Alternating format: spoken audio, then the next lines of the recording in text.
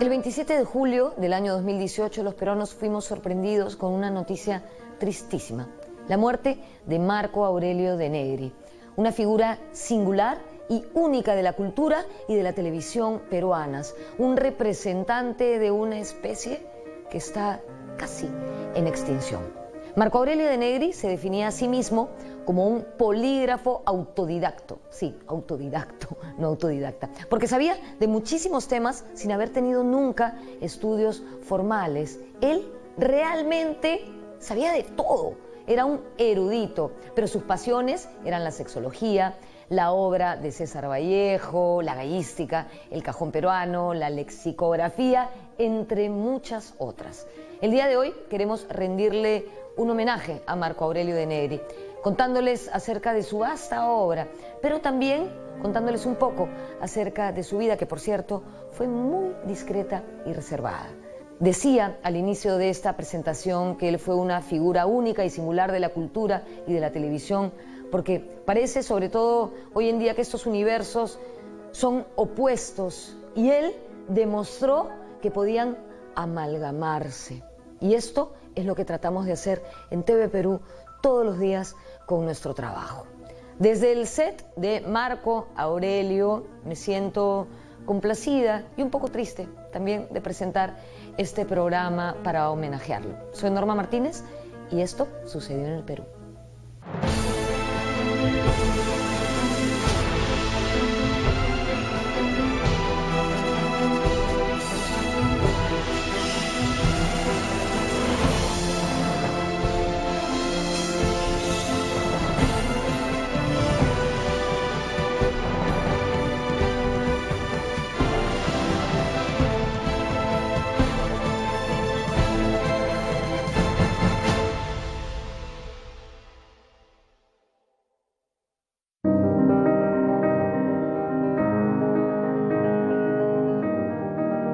Era como este hombre tan feo, tan feo, tan feo que te provoca mirar, ¿no?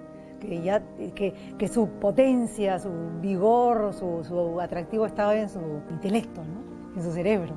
Dijo textualmente la hija de Darwin lo siguiente: el hombre no desciende del mono, como asevera mi padre, sino al contrario, lo más probable es que el hombre tienda a ser mono en un futuro más o menos próximo.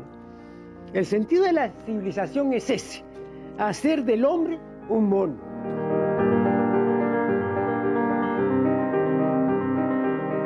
Por eso hoy está de plácemes el cerebro, ¿no? Porque el estado normal, natural del cerebro es la distracción, no es la atención.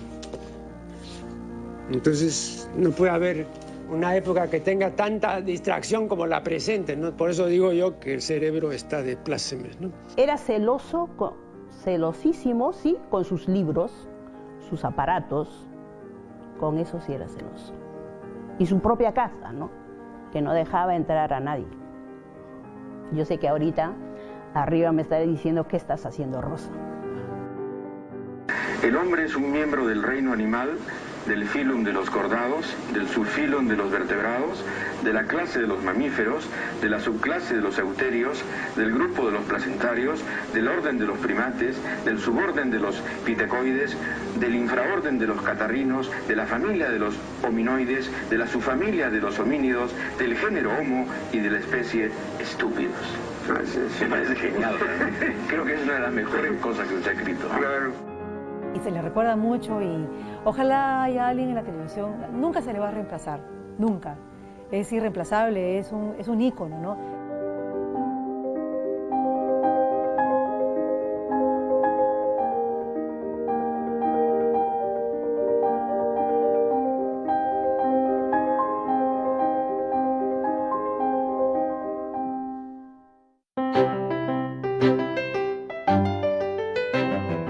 Marco Aurelio de Negri Santa Gadea nació en Lima, en el distrito de Chorrillos, el 16 de mayo de 1938.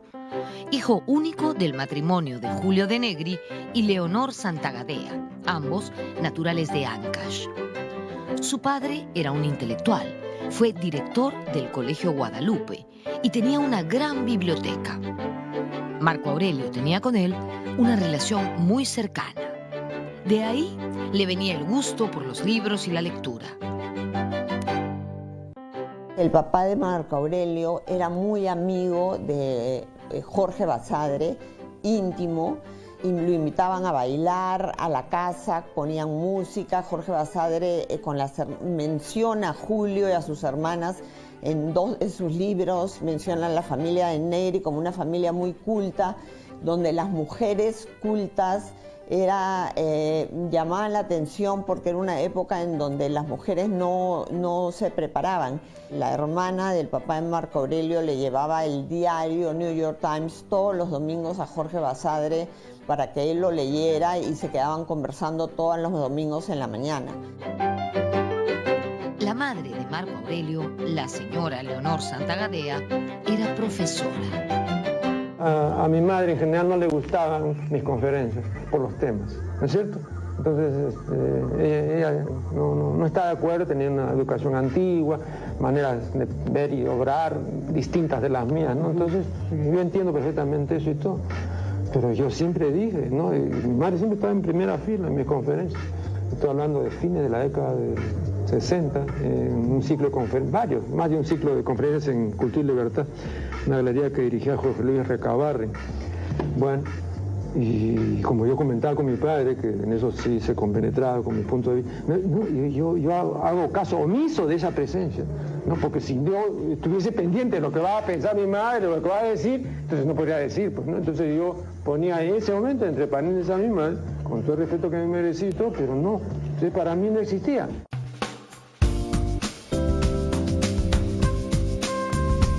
Es público y conocido que Marco Aurelio tenía una personalidad muy especial. Se podría decir que era un misántropo, es decir, una persona que mostraba antipatía por los seres humanos y por la humanidad en su conjunto. Así como va el mundo, qué coherente resulta pensar de esa forma. Marco Aurelio decía que prefería relacionarse con los objetos, llámese libros o equipos de sonido, porque las cosas normalmente no creaban problemas ni producían intercambios bruscos.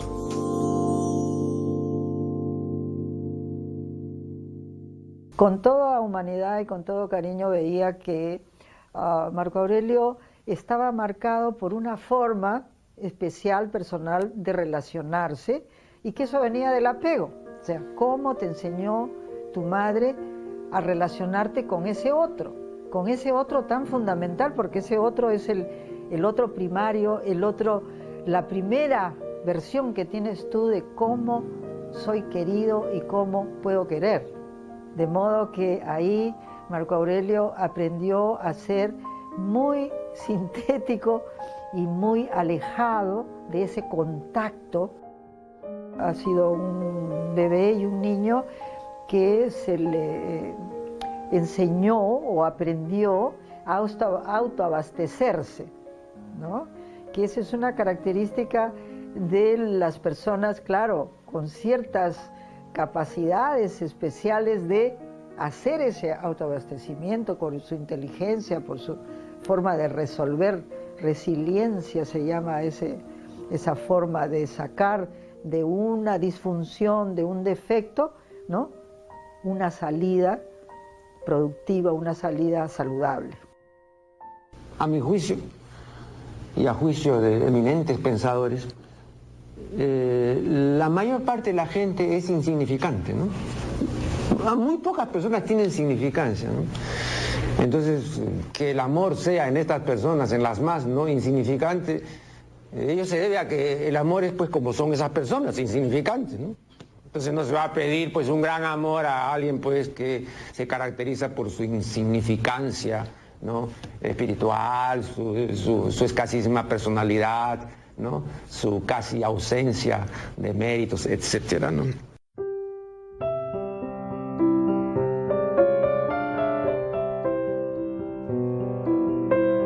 Yo me imagino que él hubiera querido tener familia, ¿no? Él fue siempre un hombre muy solo, muy pegado a su madre, a quien amó, ¿no? Un hombre que se enfermaba todo el tiempo, que tenía muchas alergias.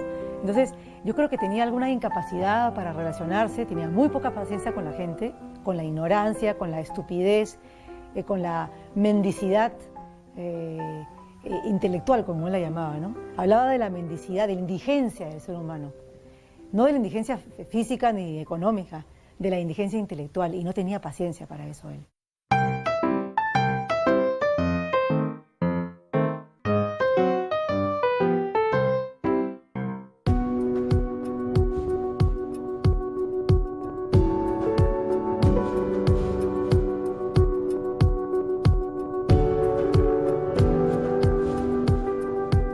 Desde los 4 años hasta el fin de sus días, Marco Aurelio de Negri vivió en Santa Beatriz, en una casa ubicada aquí, en el Parque Hernán Velarde, muy cerca al Estadio Nacional, un verdadero oasis en medio de esta bulliciosa ciudad, un lugar muy especial.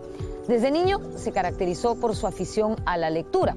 Seguramente él se dedicaba a esto mientras los otros niños se dedicaban a jugar trompo. Pero no crean que él pasó toda su infancia metido en su casa leyendo. No, no. Él solía viajar a Monterrey, en Huaraz, tierra de su madre, donde su familia tenía una casa. También era un sitio donde habían, me parece, unos baños termales. Allí cultivó algunas amistades.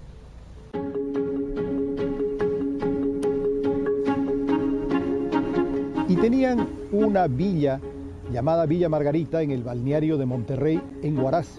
De manera que él todos los años estaba por allá y hizo muy buenas amistades con los chicos de su generación de ese entonces.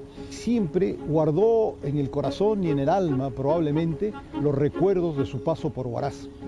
A tal punto que los últimos días, aun cuando estaba hospitalizado, me comentaba y me preguntaba por las familias de Huaraz.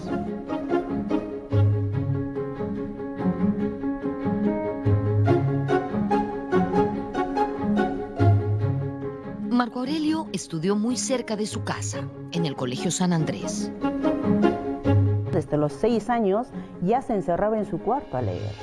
Entonces él siempre ha sido, rebuscaba, agarraba cualquier libro o le pedía, porque la tía Carolina venía muy seguido a visitarlo cuando era niño. Entonces la tía Carolina siempre le leía porque ella era poetisa, creo, le gustaba leer poemas. La tía Carolina, una de las hermanas de su padre, fue una persona muy especial en la vida de Marco Aurelio. Carolina era muy intelectual. Ella le enseñó a la poesía, le contaba cuentos, y él la admiraba porque Carolina era una persona que vivía feliz de la vida, y Marco Aurelio, que a pesar de que él tenía esta personalidad hosca, seco, que más bien parecía vivir criticando la sociedad, sin embargo se deslumbraba frente a esta tía a la cual tú le preguntabas ¿cómo estás? Y te decía felicísima de la vida, a pesar que era una persona que vivía modestamente, con pocos recursos. La tía Carolina falleció en 1990 y en el año 2000 Marco Aurelio escribió el prólogo de un libro con su poesía. En ese prólogo, él deja de lado su austeridad sentimental para dedicarle unas bellas palabras a su querida tía. Tía Carolina, tú has sido mi hada madrina y por tu alegría tan firme y constante has logrado convencerme de que, efectivamente, de vez en cuando, este mundo trueca sus lágrimas por risas y contento.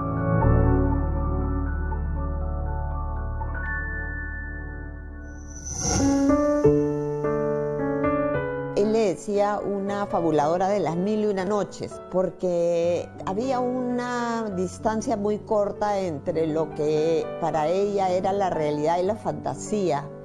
Y Marco Aurelio era todo lo contrario, ¿no? Pero sin embargo había una vena en él donde le daba lugar a la posibilidad de que la ciencia no lo explicaba todo.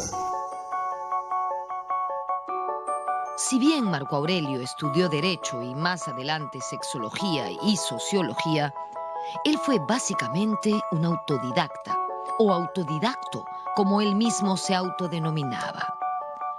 Desde muy joven fue un hombre muy riguroso, metódico y disciplinado. Cuando lo he conocido en los 70, yo no hubiera podido decir que él tenía relaciones muy frías o muy lejanas, no se notaba mucho eso. O sea que sí me daba cuenta que tenía una disciplina personal que era muy importante y que no derrochaba tiempo en tonterías. Él no estaba para eventos, inauguraciones, fiestas, comida, esas cosas. No estaba, pero yo lo encontraba eso como parte de su disciplina, porque como él era un autodidacta, para mí realmente era interesantísimo ver que alguien pueda manejar así tanto su formación, con esa seriedad, con esa pulcritud. Yo publiqué un ensayo sobre el exceso masturbatorio y llegué a la conclusión de que pagaba algo así como 10 millones de soles a quien me definiera lo que es un exceso. Creo que es absolutamente difícil definir el exceso en el terreno del sexo.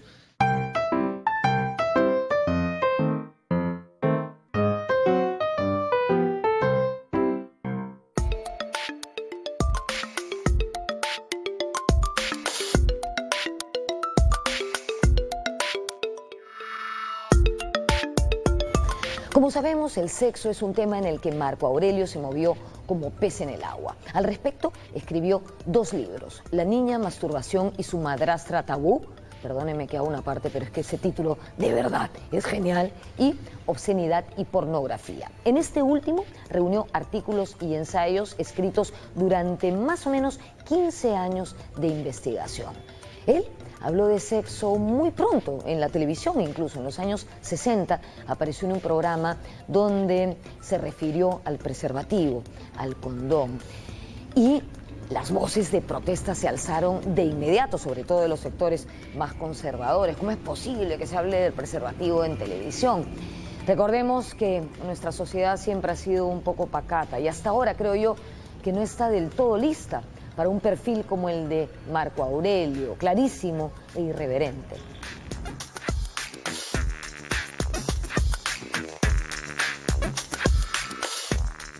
Cada persona tiene su manera de excitarse.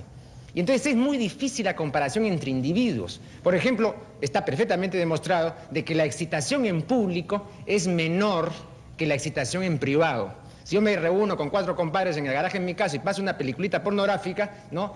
Los niveles de excitación van a subir. Pero si yo voy y veo en el cine una película pornográfica con 800 compadres, baja.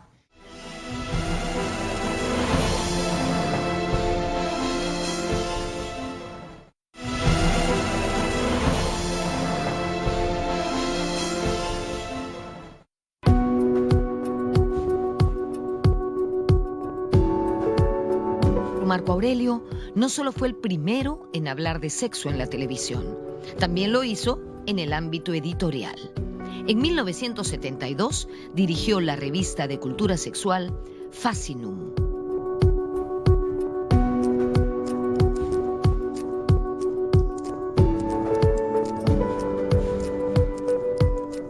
Esta revista reunía artículos en función de la verdad sexológica. Nada de esconder temas como la masturbación, el orgasmo, o lo que en esa época todavía se llamaba el placer de la carne, que era un tabú. Entonces a él se le ocurre publicar esta revista, que mereció una crítica muy seria de los ambientes conservadores y religiosos. Le mereció un proceso judicial que bloqueó la continuidad de la publicación.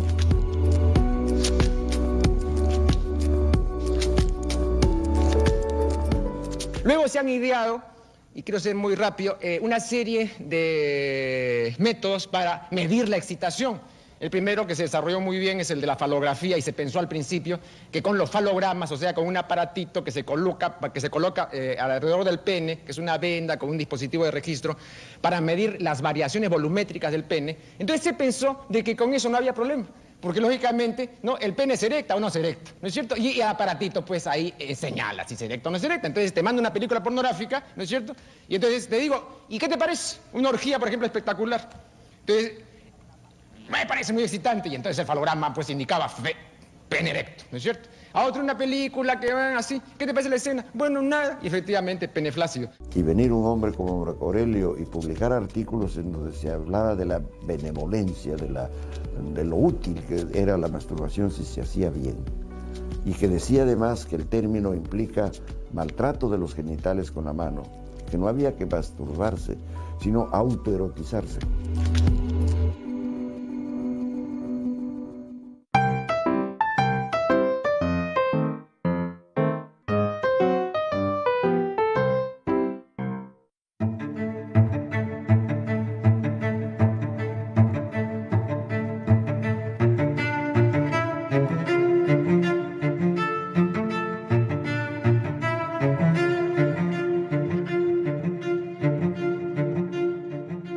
Dicho al inicio del programa, De Negri fue un aficionado y un apasionado de las peleas de gallos. En el año 2015, él publicó un libro, Arte y Ciencia de la Gallística, con el apoyo del Fondo Editorial de la Universidad Garcilaso de la Vega.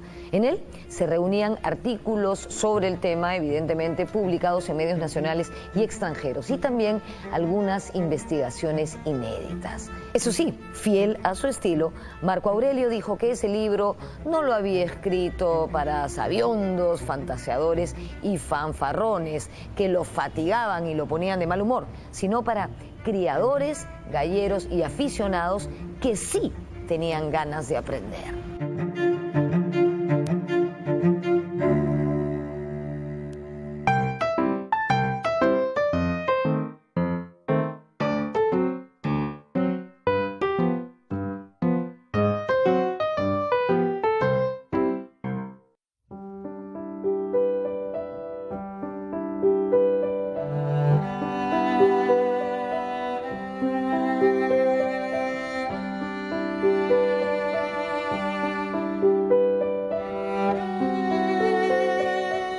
El enorme privilegio de estar en la casa de Marco Aurelio de Negri.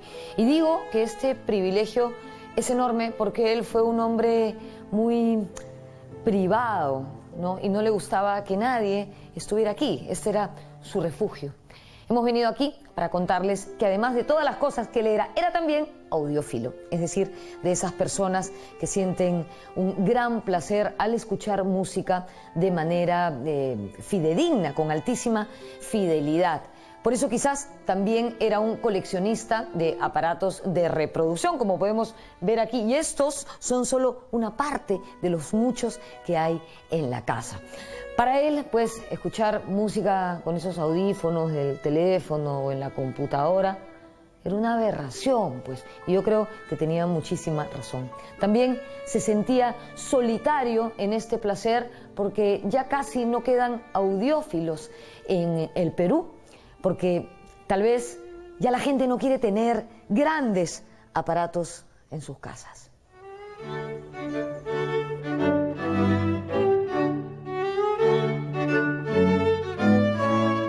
Se levantaba a las 3 de la mañana y estudiaba sus 4 horas. Y a las 6, a veces yo llegaba ya, le encontraba de humor, ven, mira, y te hacía sentar ahí en la sala o si era en el hall, porque cada equipo tenía un horario. Escuchaba 5 minutos, 10 minutos, pero sí todo el equipo era encendido. Y escuchaba su Eva y yo, muy fanático por el cajón, por la guitarra, pero la música que yo era antigua. La moderna no mucho, la antigua.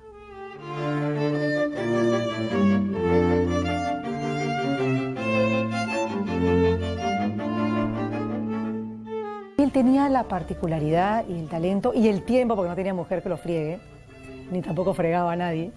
Él estaba solo en su cuarto, en su casa, ¿no? En su casa que estaba repleta de libros, de discos, porque tenía equipos de audio increíbles, porque vaya que le gustaba, igual que le gustaba la fidelidad de la palabra, le gustaba la fidelidad del sonido. Yo creo que le gustaba lo que era bueno, lo que estaba bien hecho, el sexo bien hecho, los gallos bien peleados, la pintura bien hecha, las frases bien logradas.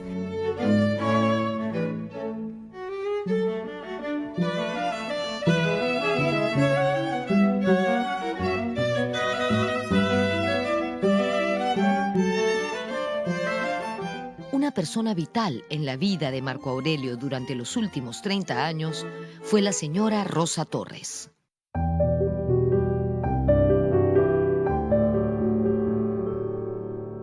Mira, yo vengo a cuidar a la mamá. Después de 5 años falleció la mamá, entonces ya pues prácticamente dije, ya acá se terminó mi trabajo, ¿no? Entonces le dije, doctor, hasta acá nomás era lo mío, yo me retiro.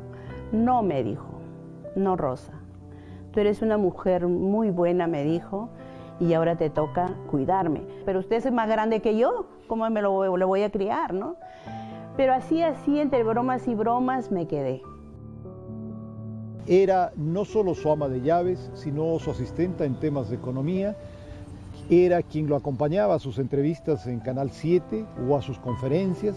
En fin, velaba hasta el sueño de Marco Aurelio.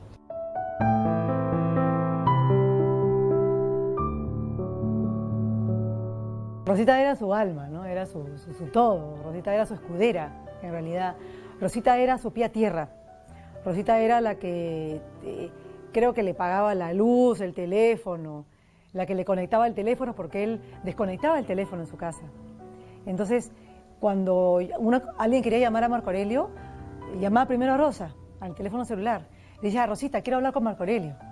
Entonces Rosita, ya, le voy a decir al doctor que conecte el teléfono. Entonces conectaba el 330, que era el teléfono que tenía, no voy a decir más números, y entonces llamabas al fijo, y ya te contestaba Rosa, ahí le paso al doctor.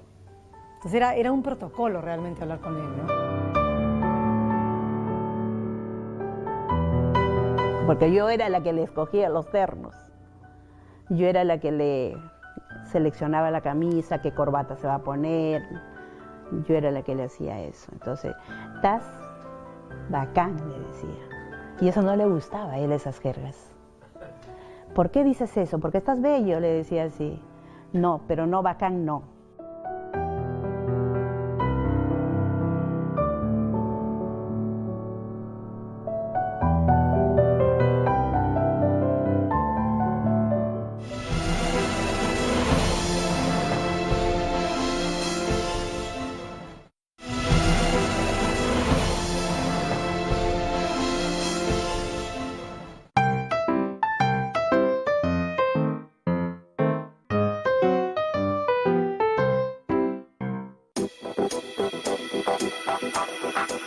La trayectoria de Marco Aurelio de Negri en la televisión se prolongó por casi 50 años, aunque de manera interrumpida.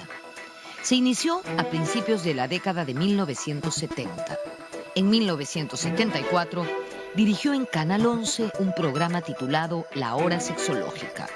Poco después ingresó al Canal 7 y estuvo al mando del programa Comunicación. En 1981 regresó al Canal del Estado con el programa Contrapunto, donde alternaba con destacados intelectuales.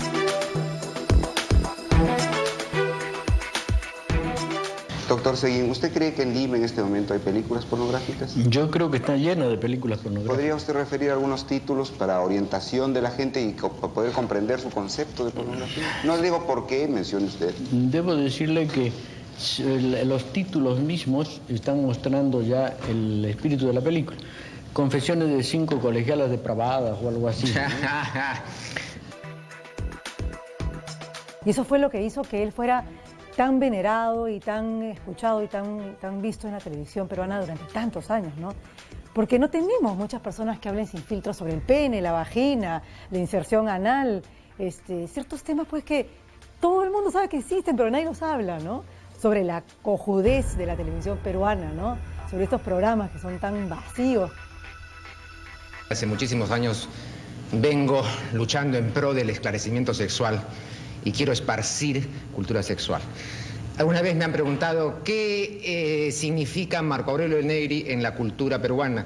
Yo he dicho, si algo significa, yo lo podría frasear de esta manera: es una persona que en este país ha hecho algunas cosas por primera vez.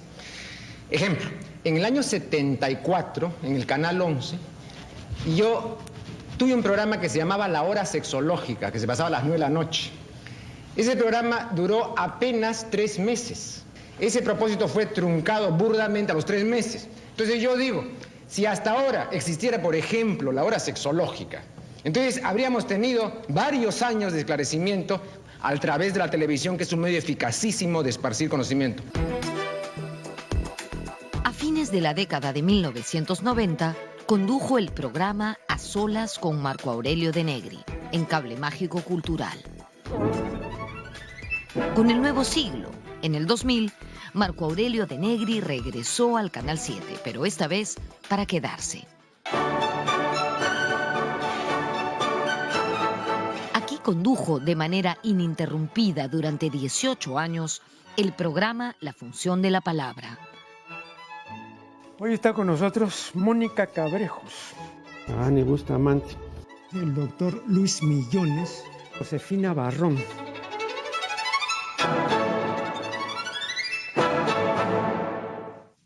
La monogamia supone algo que es absolutamente erróneo, a saber, que una sola persona, un hombre, una mujer, otro hombre, otra mujer, puede satisfacer todos mis anhelos, mis ansias, mis apetencias, puede darme gusto en todo, puede entenderme cabal, etc. Eso es absurdo porque esa persona no existe, ni tampoco yo soy esa persona para satisfacer al otro. Entonces, para comenzar, la monogamia en ese sentido es absurda, el que no existe es esa otra persona única.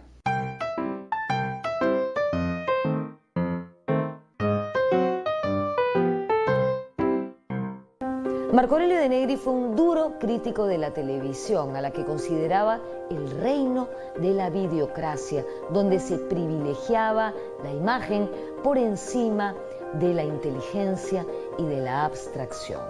Él decía que la televisión, las computadoras, el internet afectaban la costumbre de leer del ser humano. Coincidía con el investigador italiano Giovanni Sartori, que postulaba que la era digital no era la era del Homo sapiens, es decir, del hombre que piensa, sino la era del Homo incipiens, es decir, la del hombre que ve, pero que no entiende. O sea, que...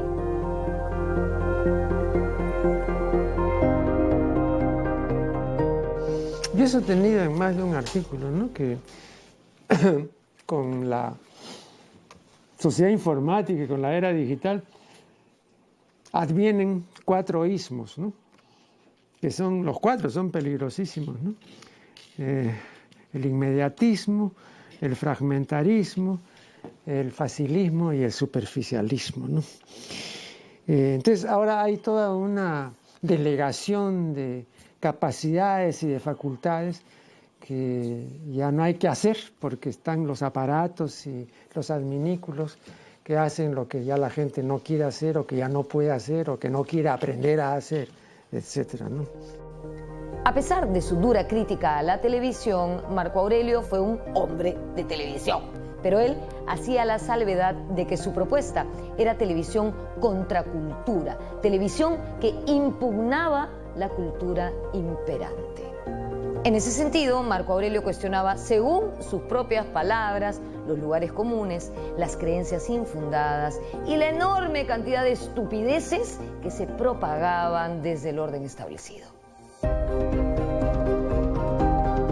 Y él tenía muchos problemas por desacartonar el lenguaje, ¿no?, en ese sentido, ¿no? Entonces te hablaba de que uno no era extrovertido, sino extravertido, y tenía ese tipo de comentarios, ¿no? ¿Cómo podemos permitir que se diga extrovertido? Sería en todo caso extravertido, porque no existe el extra, sino el extra. Entonces se pegaba mucho la lengua. Pero está bien, porque era un guardián de la lengua en un tiempo donde sabemos muy bien que se le cachetea con ganas, pues con los celulares y todos esos aparatos de chat.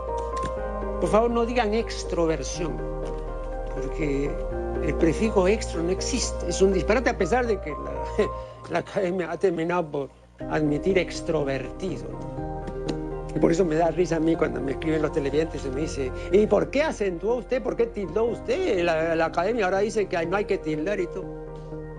Y no se fijan que la academia admite disparates, ¿no? Como por ejemplo extrovertido. A ver, ¿dónde han visto ustedes, en qué gramática, en qué manual, el prefijo extra? Pero claro, como se dice intro, entonces la academia dice, no, pues para que rime, pues intro con extra, y extrovertido, ¿no?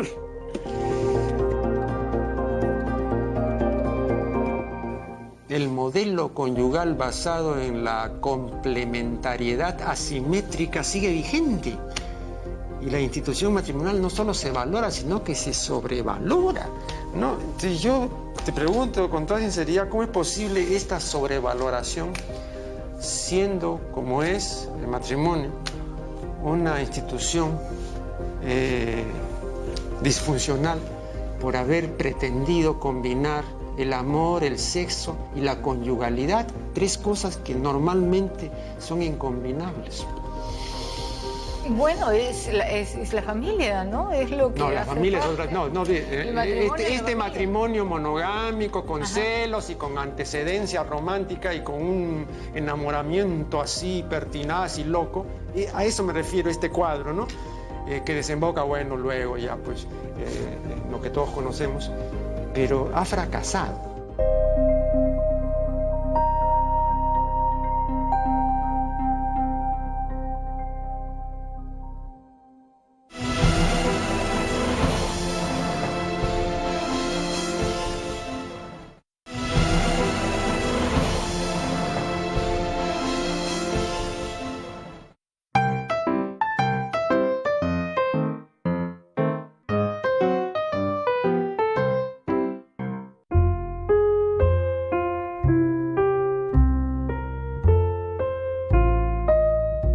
Frente a las cámaras, Marco Aurelio dejaba de lado su timidez y se mostraba apasionado con los temas que trataba, siempre lanzando duras críticas contra la mediocridad humana a todo nivel. Lo suyo era educar, informar, debatir, defender la calidad frente a la cantidad, haciendo una apología de la perfección. Una propuesta que podría parecer impopular, pero que terminó siendo muy reconocida. Marco Aurelio dirigió un programa cultural en la década de los 70 aquí en TV Perú llamado Comunicación, y también cerró su carrera en esta misma casa con el programa La Función de la Palabra, que estuvo al aire 18 años. La sociedad informática y la era digital están lesionando seriamente el cerebro de los seres humanos, ¿no? ¿Cuánta razón tuvo por eso el sociólogo canadiense Herbert Marshall McLuhan cuando dijo, previendo lo que ocurriría, porque esto lo dijo allá por la década de 1960, dijo McLuhan, "It will be worst", será peor. Claro, ahora lo comprobamos, es peor. En realidad él encarna la ira de los no mediocres, en todo sentido, ¿no? Él encarga la rabia, esa rabia productiva, porque él con esa rabia produjo ideas, ¿no? Produjo reflexiones. Él compiló muchísimas ideas de otros y las metió en una licuadora y sacaba extractos, ¿no? Y te los hacía tomar. Toma esto que te va a hacer bien. Eran como extractos de verduras, ¿no? Con espinacas y esquión y cosas que tenías que tomar. Él vitaminizó la cultura peruana. Ni siquiera la cultura peruana, la cultura en general. Por eso Milan Kundera, el célebre escritor checo, ha dicho que esta es la época de la insoportable levedad del ser. Y cada vez son menos las personas de peso y cada vez son menos las personas con predicamento. En una palabra, cada vez son menos las personas con nervio y sustancia, con entidad. Lo importante es que exista un personaje como él, o que existía en ese momento, que era genuino y que dramatizaba lo que decía a tal punto que la gente no estaba viendo o oyendo exactamente lingüísticamente lo que él está diciendo, sino, mira qué bacán, ¿no? El intelectual en el fondo, ¿no? Qué bacán, ¿no? Ser erudito, carambas, es un sabio. No entiendo nada, no importa, pero la actitud, ¿ah? La actitud de que existe un personaje que tiene un gran espacio, que te dice, ama el conocimiento, mira qué bueno es estar esto, qué cosa es el clima es esto, las mujeres tienen muchos clímax, claro que sí, bacán, si lo ha dicho Marco Aurelio, feliz. Entonces les daba su punto en las cosas que sí entendían y metía 80% de lo que no entendían, pero poco importa, porque lo que importaba en el fondo es el personaje que representa el amor al conocimiento y representa que existe algo que se llama intelecto, cultura, y que todos debiéramos más o menos acercarnos a eso, ¿no? Sin temor a que yo sé poco o yo sé más ni nada, ¿no? Pero él más era televisivo, y a pesar de que también en eso su imagen era contranormativa, digamos, ¿no? Porque desde la forma de sentarse, de hablar con la mano en la boca, de hacer sus gestos que eran pues a lo Woody Allen, ¿no? Y que no eran televisivos, cuando aquí en la televisión hay que ponerse cosas en la cara, hay que peinarse bien, hay que sentarse bien, no cruzar las piernas. Cuando él viene y dice, bueno, pues, y no sé cuánto, con sus gestos y así, era antitelevisivo, no antiestético tal vez, pero sí antitelevisivo. Toda relación cuesta, entonces también antes de meterse pues con más de una relación hay que ver cuánto me va a costar esa relación, porque si me va a costar mucho, si va a ser una sobrefacturación en penas, en preocupaciones, en discusiones, en disgustos y en fin, en una serie de alteraciones del ánimo, entonces sinceramente yo no me voy a meter pues a amar a más de uno, ¿no? Porque si ya con una persona ya es suficientemente problemático, entonces ya es costoso.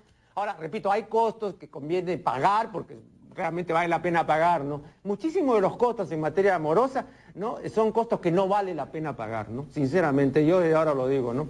Hay costos elevadísimos que no se justifican en absoluto y que la gente estúpidamente paga, ¿no? En los últimos años, la misantropía y el pesimismo de Marco Aurelio se acentuaron. En una entrevista que le ofreció al diario El Comercio en marzo de 2017, la periodista le comenta que en los años 70 él solía leer 2 libros al día, a lo que él responde, sí, pero ya no. Primero, porque el paso del tiempo limita a la persona, y a mí me ha limitado la visión. Y luego, porque uno termina cumpliendo el mandamiento de Martín Adán, que en La Casa de Cartón dice, límpiate los ojos de entusiasmos. Y claro, en esa época no me los había limpiado, estaba entusiasmado. Y finaliza diciendo, yo no volvería a hacer las cosas que he hecho en la década del 70 en temas de divulgación. Bueno, yo creo que yo sentí hace unos años que se había marcado un cambio en él, un cambio en ese sentido de no querer tratos próximos, o sea que como si, no quiero que sepas mucho de mí y como si tú eres muy afectiva y todo, no, tengo que cuidarme, ¿no? Un poco lejos. Así que yo sentí ese cambio, tanto que cuando le mandé el saludo de cumpleaños, le dije, entiendo, no he ido a verte personalmente porque entiendo, me doy cuenta que tú quieres, no sé si cuidar tu tiempo o estar más relegado a tus cosas, retraído a tu trabajo, pero lo acepto, está bien, no me molesto de eso. Así que cambió y creo que ese cambio no me molesta, hasta lo llego a entender.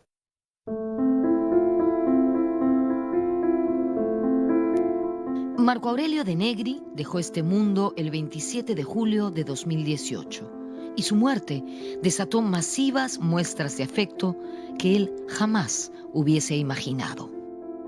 Me ha llamado muchísimo la atención ver la cantidad de información en las redes, comentarios, el entierro tan lleno de gente. Realmente eso me ha llenado de alegría porque es un tío mío al cual yo admiraba y quería mucho, pero me llena de alegría ver que haya tanta gente que compartía este amor por él, ¿no?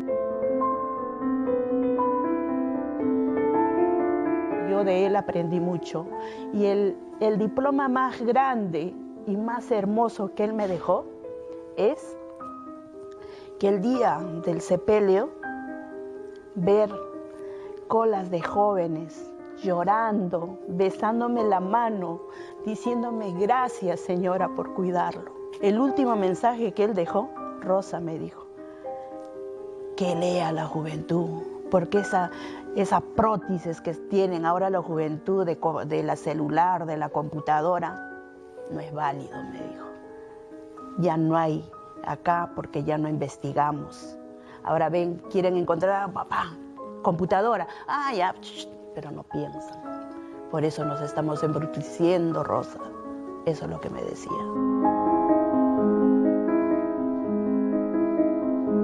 Marco Aurelio de Negri parecía saberlo todo.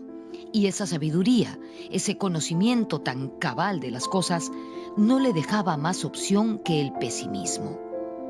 A él le gustaba citar al paleontólogo Richard Leakey, que decía que quizá la especie humana no sea más que un espantoso error biológico. También al filósofo Jean-Paul Sartre. Tal vez podemos curarnos de una neurosis, pero no podemos curarnos de nosotros mismos.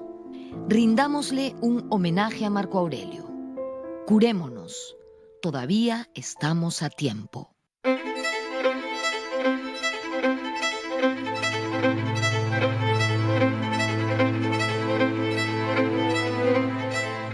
Cuando alguna vez le preguntaron a Marco Aurelio sobre la vida y la muerte, él respondió citando a Manuel González Prada, quien dijo lo siguiente: la vida se puede resumir en 3 palabras: triste, ridícula y puerca.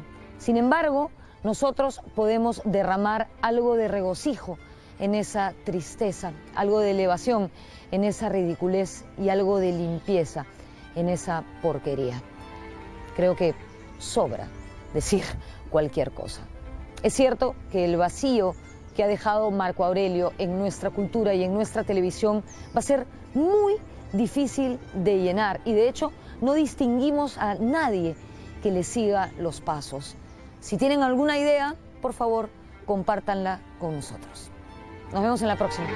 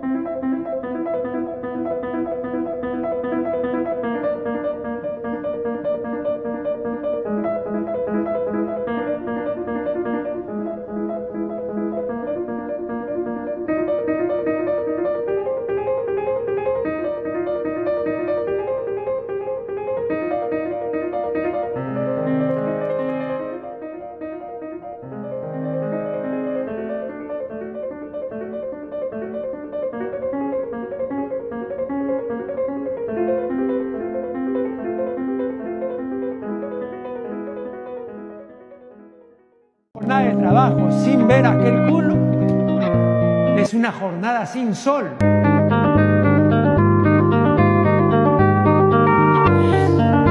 Eso me inspira, es un golpe vitamínico.